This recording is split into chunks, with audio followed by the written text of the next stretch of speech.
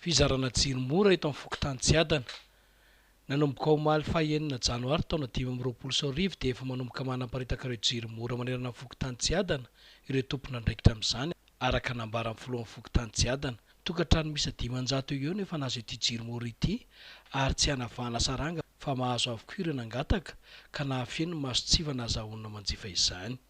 Natao indrindra ho fanampiana mpiara-belona ity Jiro Mora ity ary tokony samy hanana ny tsirairay araka fanazavana nentin'ni Ramatoa RAZAFIMBOLA Sahondra Liliane isan'ireo tompon'andraikitra amin'izany Jiro Mora Eto Tsiadana. Ny fametahana Jiro Mora isaky ny tokan-trano zany dia ilana an'ilay fisotomana ankoatran'le izy ary le izy tonga dia aleo mba hoe samy manana isa tokan-trano le izy abordable satria izay mihitsy le hoe Jiro Mora dia tokony manana isa tokan-tranony tsirairay. Natao indrindra zany le Jiro Mora ny ilany fanjakana hoe mba tokony samy hanana ny tsirairay ary nataon'ny fanjakana mora mihitsy le izy. Misanda 3 ariary ny sarany azoana manjifa ity Jiro Mora ity ary maimaim-poana ny ametahana azy any an-tokantrano any.